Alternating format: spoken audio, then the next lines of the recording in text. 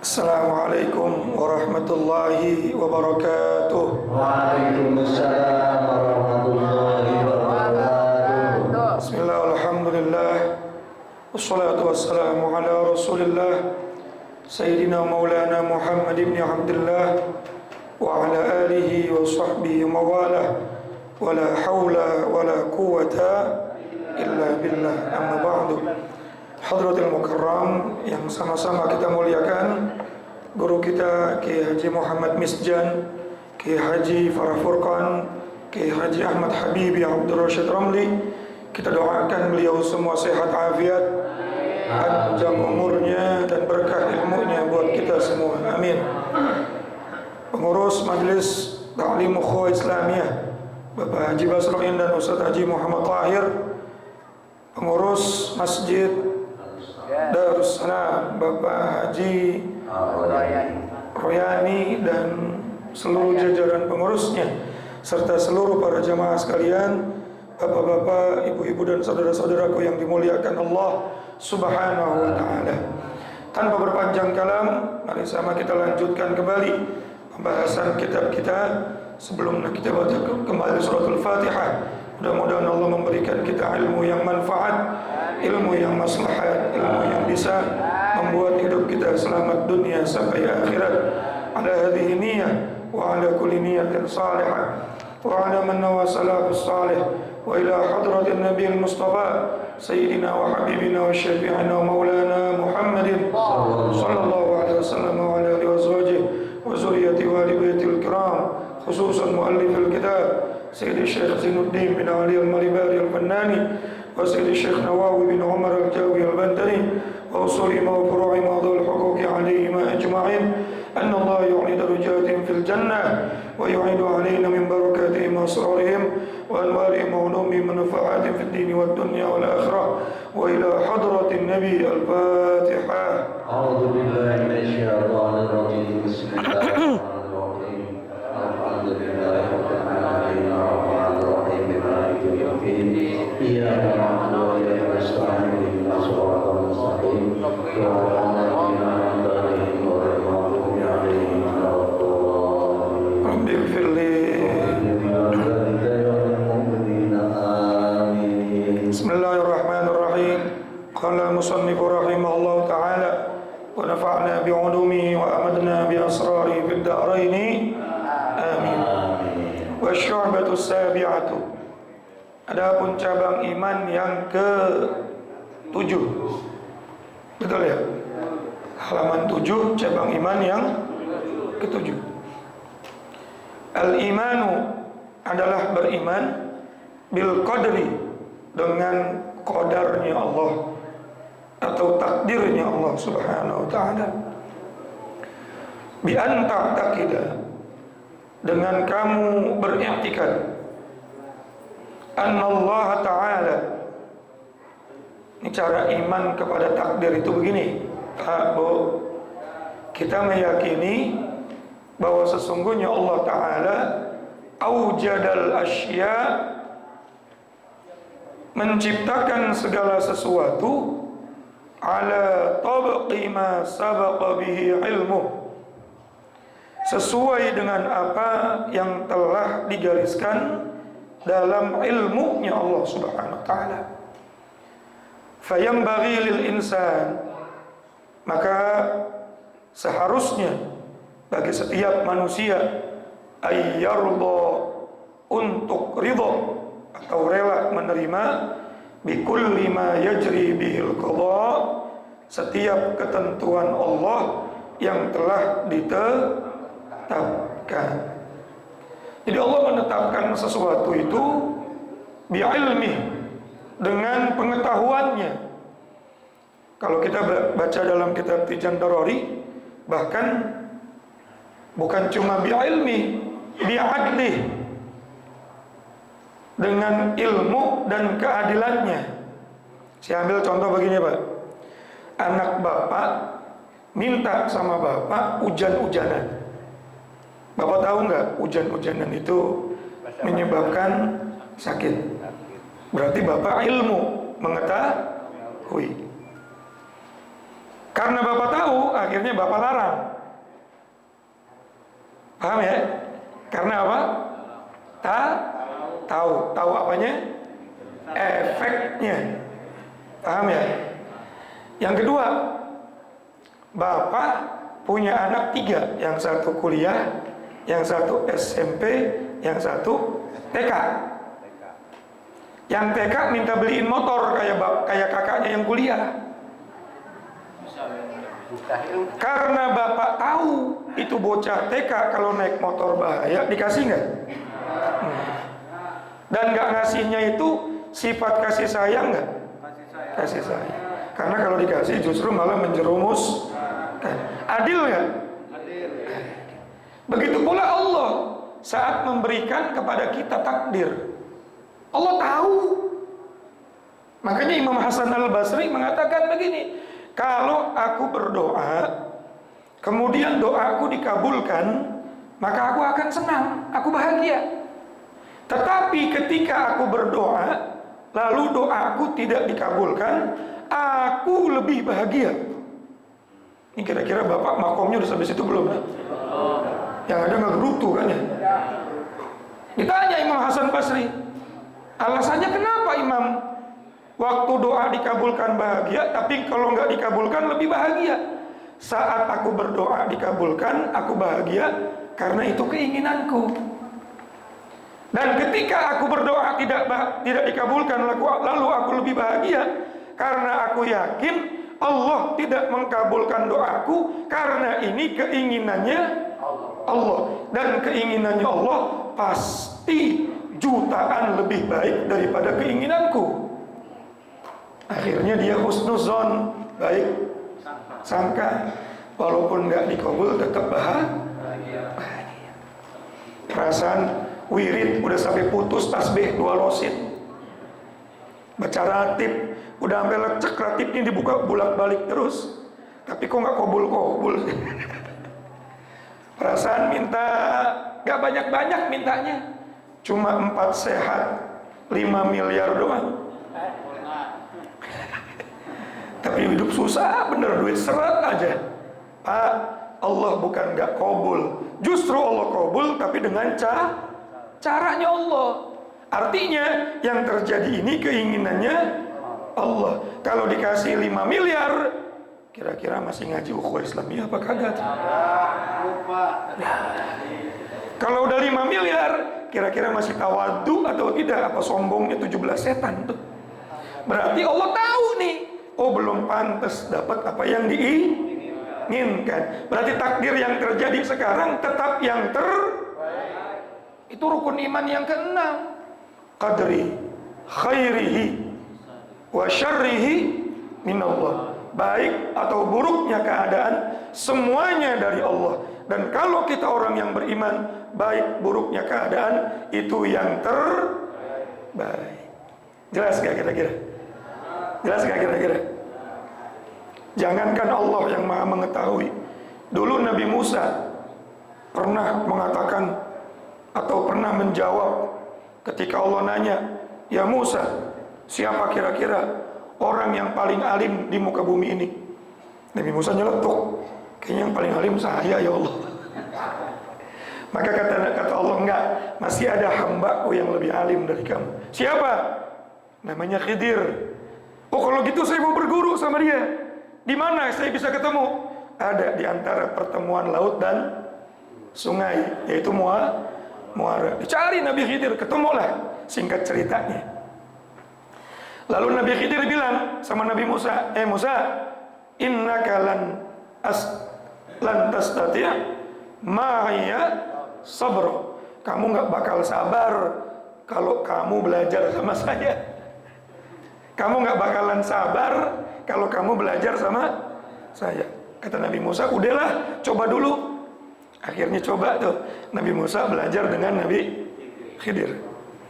Pada saat jalan, tiba-tiba nemu tembok yang mau rubuh. Lalu Nabi Khidir bukannya ngebenerin, malah tambah ngerobohin. Apa-apaan kamu ini ngerobohin? Ini tembok orang. Kan aku bilang, kata Nabi Khidir, kamu gak bakalan sabar. Kalau kamu mau terus ikut saya, cicing. diem. Ya udah, coba lagi, jalan lagi, ketemu anak kecil, dibunuh tuh bocah.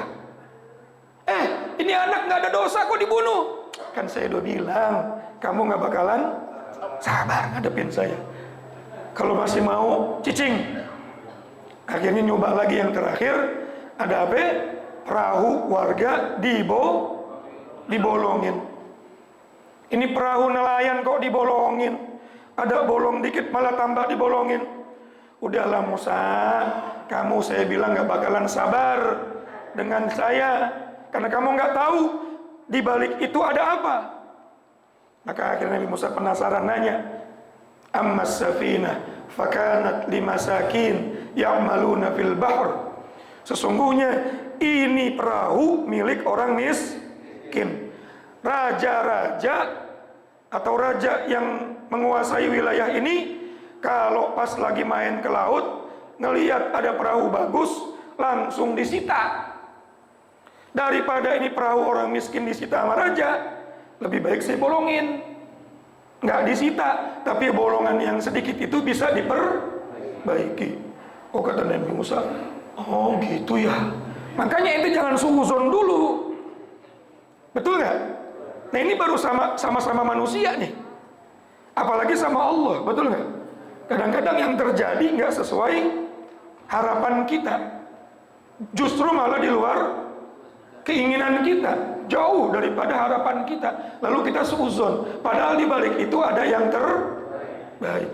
Allah ingin menyelamatkan, Allah ingin mengamankan.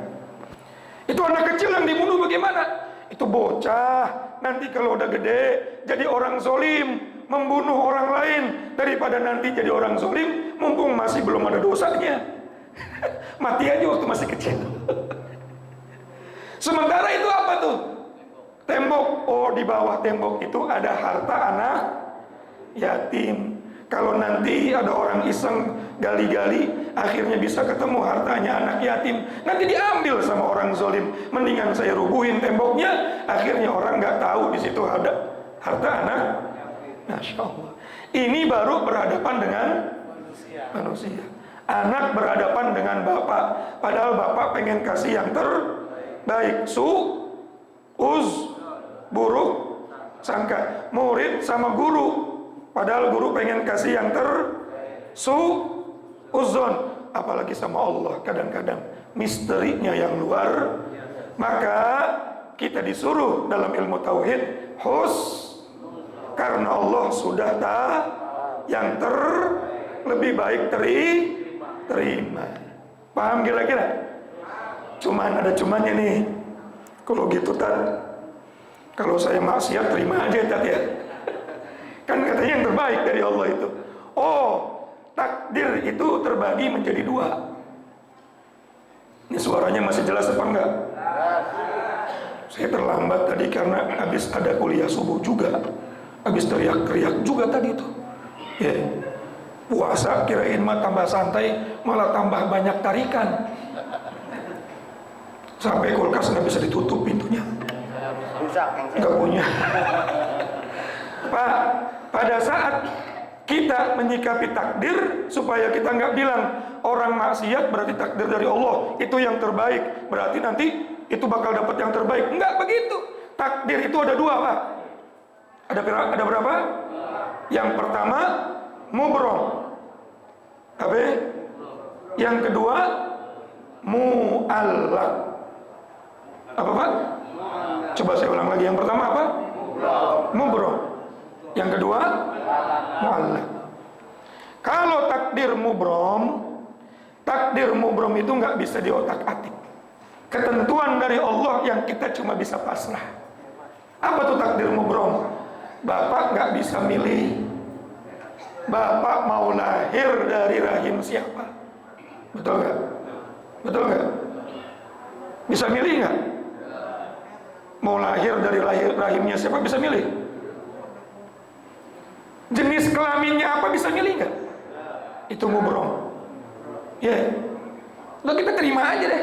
Kalau bisa milih mah kita pengen lahir dari orang yang kaya aja nggak habis-habis. Bukan 7 turunan lagi, 9 turunan, 10 tanjakan.